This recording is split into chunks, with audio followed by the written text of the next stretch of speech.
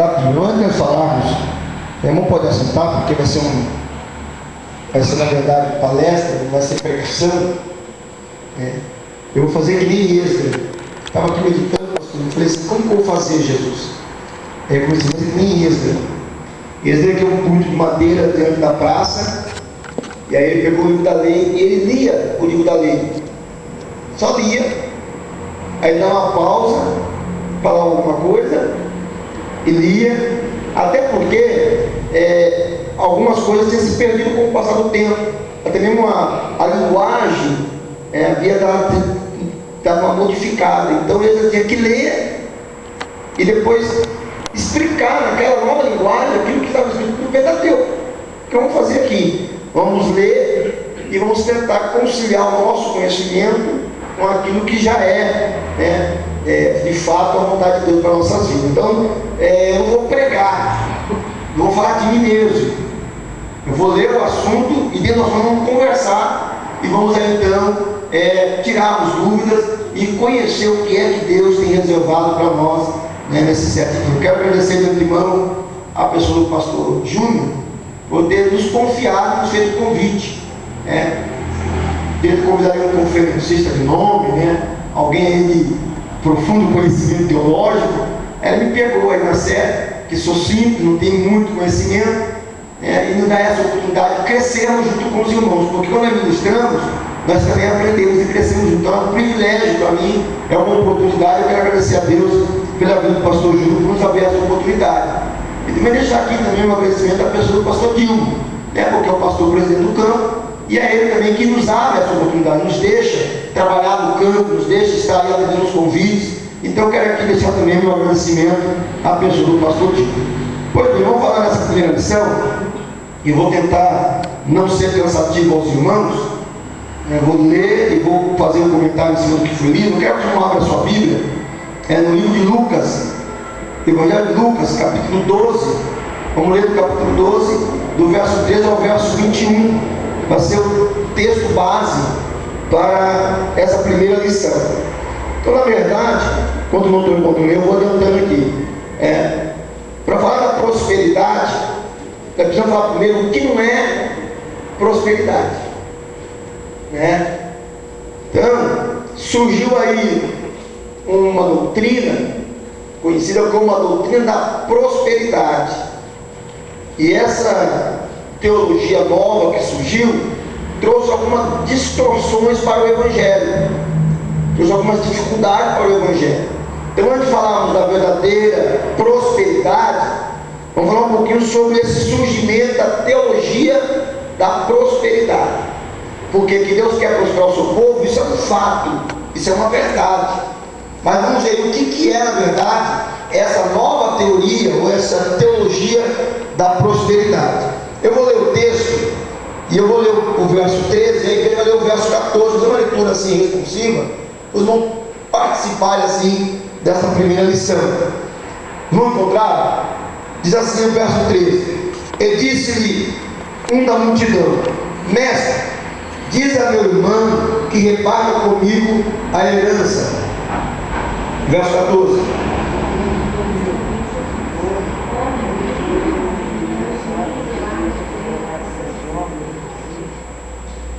E disse-lhes: Acautelai-vos e guardai-vos da avareza, porque a vida de qualquer não consiste na abundância do que possui. 16: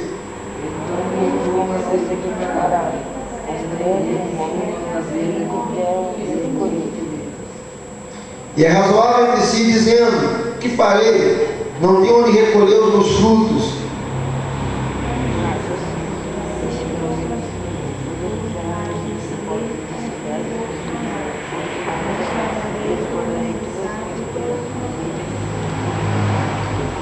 E direi a minha alma: Alma, tens em depósito de bens para muitos anos, descansa, come, bebe e folga. O 20: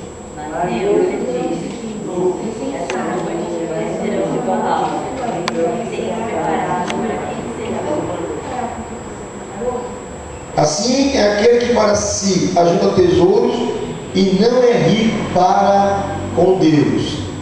Esse aí é o texto base para a nossa meditação nessa primeira palestra, que vai falar sobre aí o surgimento da teologia da prosperidade. Tem um versículo em Romanos capítulo 9, que diz assim: mas, ó homem, quem és tu que a Deus replicas?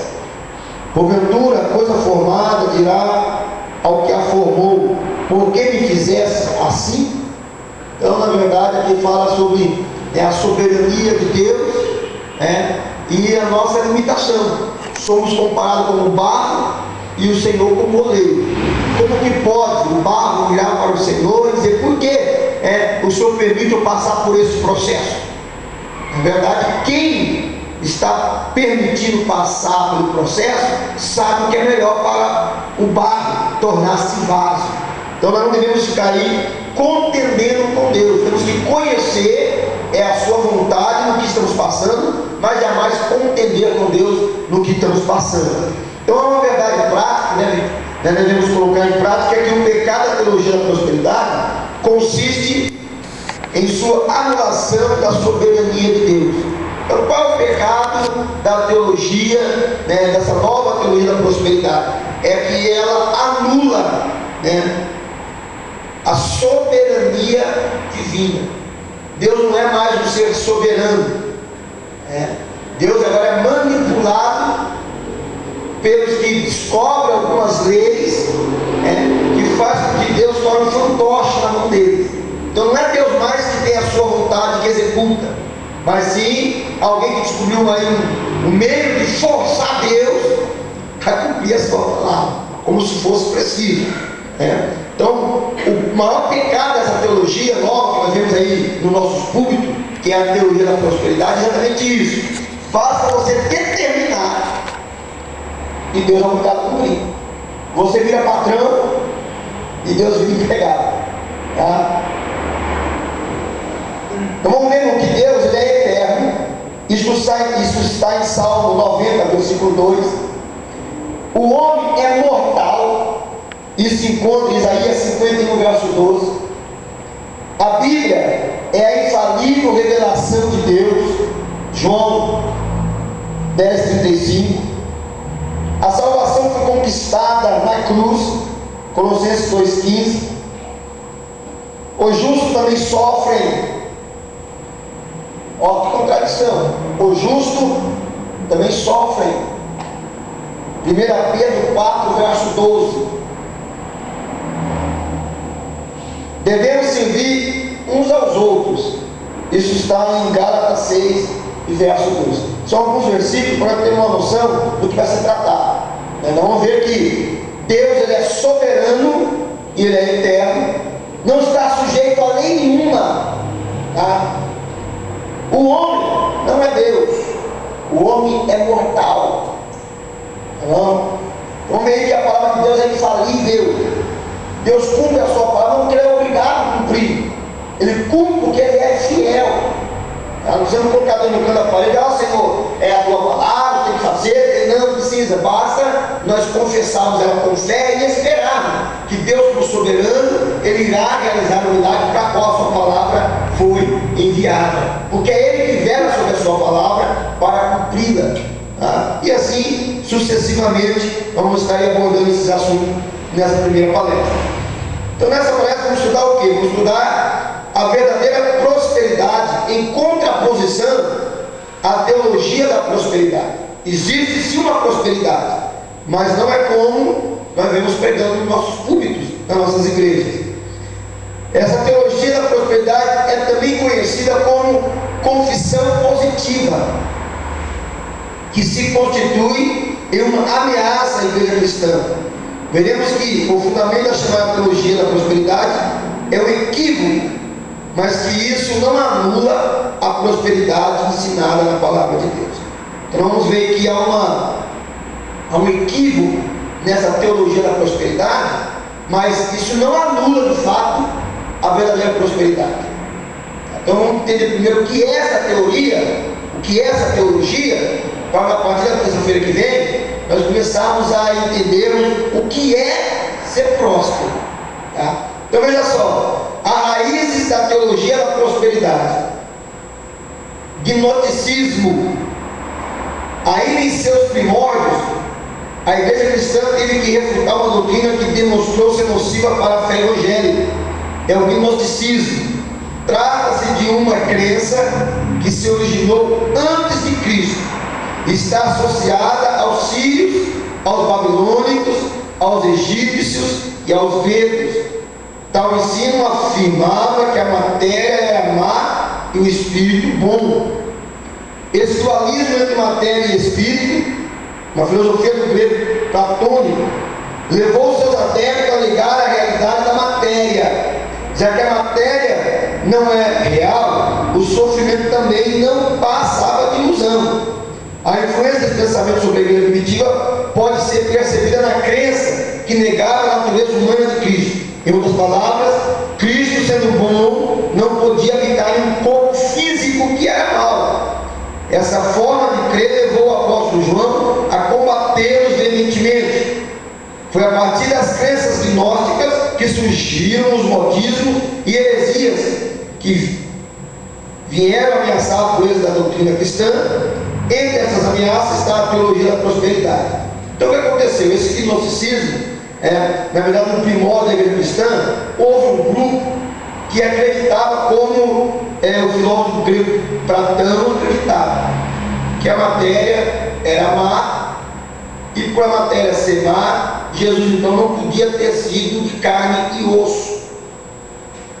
Então houve uma doutrina no meio da igreja primitiva que tentava comprovar que, sendo a matéria má, por que comer o ser humano? Isso João, na verdade, combateu, mostrando que Jesus veio em carne e sangue, e foi com a morte no Calvário que ele conquistou a redenção da humanidade, provando que na verdade não é a matéria que é boa em si mesma, mas em si mesma. Essa doutrina platônica deu luzes a muitas heresias, e nós vamos entender que entre elas a da prosperidade. Porque, bom, se a matéria não é bom, então o sofrimento também não pode existir se a matéria não existe. E aí alguns que acreditavam nisso associou-se, bom, se o sofrimento não é bom, a matéria não existe, então nós podemos sofrer. E aí, irmão, descabeou afora, achando alguns pontos bíblicos para tentar comprovar a sua doutrina. Uma das doutrinas que surgiu também, junto com o gnosticismo, foi as crenças perigosas. Veja só o que diz aqui, tais pensamentos não ficaram restritos ao passado. Não foi só lá na época dos gregos, na época dos babilônicos, dos egípcios, não. Tá? A humanidade adora especular, adora buscar invenções. Para se entender o surgimento da teoria da prosperidade, é preciso conhecer um pouco da história de Phineas Pascoe. Este homem nasceu no ano de 1802 e morreu em 1866. Criador do chamado Novo Pensamento, que estudou espiritismo, ocultismo, parapsicologia, hipnose, e além de panteísta, ele era universalista. Acreditava também que o homem tem parte da divindade. Por isso, defendia que o pecado e a doença existem apenas na mente. Mary Beck Eddy, essa mulher de 1821 a 1910, fundadora da ciência cristã, tornou-se discípula de King após ter sido supostamente curada por ele. E veja só, esse camarada, emprestando um pouquinho da filosofia do gnosticismo, ele começa a dizer o seguinte: já uma vez que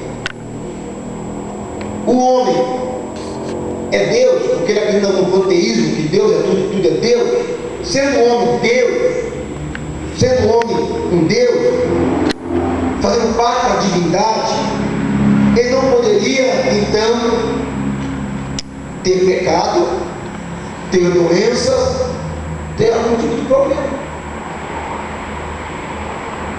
Mas não ele prestou tudo isso, ele prestou todo esse conhecimento do espiritismo, do ocultismo.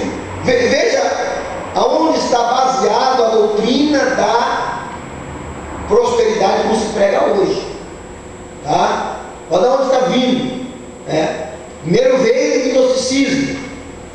Aí misturou-se esse time aqui com o espiritismo, com o ocultismo, com parapsicologia, com hipnose, enfim. Olha de onde está surgindo os pensamentos que depois buscam base bíblica para tentar enfiar a nossa garganta abaixo. Dessas duas crenças, surgiu também uma outra que chama-se confissão positiva. Essa é mais nova. Tá? A crença que se diz ser possível ao cristão viver total saúde e prosperidade financeira é resultado da junção dessas ideias. A ponte entre a crença no novo pensamento, ciência cristã e a fé propriamente dita foi feita por E.W. Kenyon. Quem já ouviu falar do Kenyon? Eu tenho alguns livros dele. Eu tenho alguns livros desse camarada. Esse Kenyon, ele que fez a ponte, a ligação entre o gnosticismo e as crenças perigosas desde Finéias, e deu um novo nome para isso, chamado de confissão positiva. Veja só, Kenyon foi um cristão devoto, mas contaminou-se com os ensinos da ciência cristã. Já que Kenneth E. Arnold foi influenciado por Kenyon e deste obteve a maior parte de seus ensinos, Arnold fundou seu ministério passando a divulgar a teologia da prosperidade ou confissão positiva. Eu também tenho um livro desse Arnold. É interessante o livro dele. Ao pregar que o cristão não pode sofrer ou ficar doente e que deve tornar-se rico a custo da sua fé, esse ensino tem introduzido uma geração de crentes interesseiros e materialistas. Deus tornou-se refém de leis espirituais que ele supostamente teria criado. O segredo é descobrir como usar as leis e assim conseguir o que quiser. Uma das mais utilizadas é a do determinismo, forma essa que tem a força de mandar até mesmo em Deus. Uma vez que essas distorções passaram a ser produzidas em todo o mundo, não tardaram a chegar aqui através do que andam à procura de novidades, desprezando a suficiência das Escrituras. Então veja só, Kenyon emprestou um pouco do pensamento de Mari, que foi instruída por Kenyon, que era nada mais que macumbeiro. O camarada era espírita, era ocultista, era doido. Tinha um vazio na alma tremendo. Era tão fácil ele buscar em Cristo, mas não. Ele buscou todo esse conhecimento. Que também ele já tinha uma mistura lá no gnosticismo, que já dizia que a matéria é má, que o espírito é bom, enfim, juntou tudo isso aí, eles formaram o que nós conhecemos hoje como confissão positiva, e esse Arnold, ele fundou um ministério para divulgar. Tá? Eu tenho um livro dele lá que fala sobre esse ministério que ele fundou. E na verdade ele passa a difundir, ele passa a pregar sobre a teologia da prosperidade e a confissão positiva, que nada mais é do que descobrir na Bíblia algumas leis que o próprio Deus supostamente havia criado, e descobrir esse segredo era só determinar. Determina, pronto. Você já ouviu falar sobre o segredo? Eu vi um DVD falando do segredo. O segredo era um pensamento mais ou menos assim: você diz para o universo o que você quer, e o universo pastor, te devolve. Agora, cara, tem tempo para isso acontecer, tá? Não tem. Tudo isso aí não são coisas emprestadas, tá? Do espiritismo, emprestadas do gnosticismo, e que pegam alguns versículos bíblicos para confundir quem tem um pouco de conhecimento. Na verdade, irmão, é simples. O evangelho é simples. Tá? Deus tanto cura como fere. E aí, quando Deus fere, o que vai fazer? Alguém pode contender com o moleiro? Lembra do versículo do início aqui? Quem é o barro para contender com o moleiro? Se o oleiro quiser curar, ele cura. Se o oleiro quiser ferir, fere. Nós temos que, na verdade, estar disposto a ficar debaixo, né, da soberania divina. Quando nós entendemos isso e nós concordarmos com a soberania divina, as coisas começarão a ser diferentes na nossa maneira de viver. Tá? Então, quais são os principais ensinamentos da teologia da prosperidade? Quais são as doutrinas, os principais ensinamentos? Primeiro é a divinização do homem, o homem tornou-se Deus. Depois, demonização da salvação. Diz que o Satanás colocou na salvação. Eu vou ler para vocês entenderem depois, só estou citando os tópicos. E depois, negação do sofrimento. São os principais ensinamentos da teologia da prosperidade. Primeiro, que o homem virou Deus.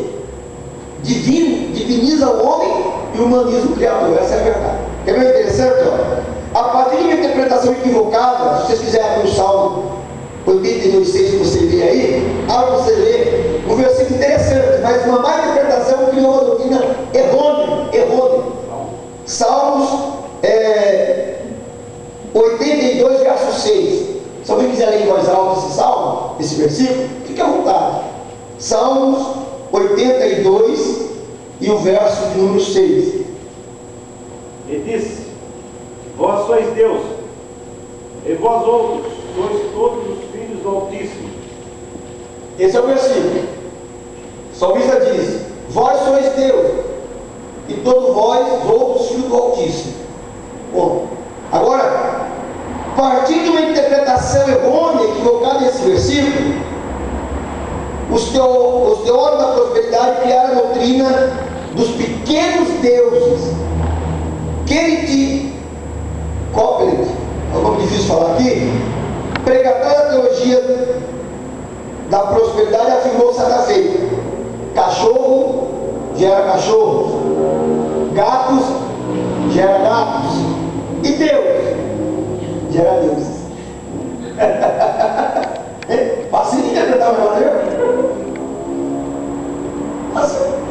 Vamos observar, não, a natureza. Cachorro gera cachorro, gato gera gato, e Deus gera deuses. Com base nesse versículo. Aí continua aqui. A intenção dessa doutrina é ensinar a teologia do domínio. Essa é a intenção. Sendo Deus o crente, agora pode tudo. A Bíblia, porém, diz que o homem é estruturalmente pó. E no lugar na Bíblia, a Bíblia chama o homem de Deus. O homem foi feito pó, irmão. E Deus falou claro que o pó o homem vai voltar.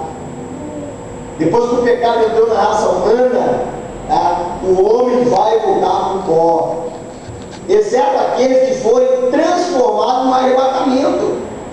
Vai ter o privilégio de ter o seu corpo transformado em corpo de glória. Mas mesmo sendo transformado em corpo de glória, eles não serão deuses. O homem não serão deuses. Mas a doutrina, o camarada que equivocou aqui para poder criar uma doutrina de domínio, que agora o homem domina, agora o homem pode determinar e as coisas vão acontecer, porque o homem é Deus agora. Se o homem é Deus, onde ficou Deus na história? Qual o perigo dessa tão conhecida teologia da prosperidade? Nós não paramos para pensar muitas vezes no mal que isso pode ocasionar. O 2 diz demonização da salvação. Olha o que eles dizem aqui, Esse ensino chega ao extremo de afirmar que, ao morrer na cruz, Cristo teria assumido a natureza de Satanás e que o Filho de Deus teve de nascer de novo no inferno a fim de conquistar a salvação. Assim, os proponentes da teologia da prosperidade colocam o diabo como coautor da salvação, pois essa não aconteceu na cruz quando Cristo bradou: está consumado, mas somente quando ele voltou do inferno, onde teria derrotado Satanás em seu próprio terreno. Arne disse que o grito de Jesus referia-se ao fim da antiga aliança e não ao cumprimento do processo da salvação. A Bíblia, porém, diz que a salvação foi conquistada na cruz e que o maligno não tem parte com o Senhor. Então, na teologia da prosperidade, o camarada coloca. Eu já ouvi alguns pregadores dando essa explicação. Eles usam aquele texto que Jesus fala assim, que assim como Moisés levantou a serpente no deserto, importa que o Filho do Homem seja levantado. E aí eles fazem a seguinte interpretação: a serpente que mordia os homens ali no deserto era um tipo de Satanás. Serpente era um tipo de Satanás. Então, a serpente de metal que curava os que eram mordidos trazia o tipo daquelas serpentes que mordiam. Então, aplicando para vocês entenderem na teoria da prosperidade, se Cristo, que foi levantado como uma serpente de metal, ele tinha que ter as suas características como a serpente que mordia os seres humanos, que na verdade nada mais é que o diabo. Então, ele assemelha e coloca o diabo como coautor da salvação.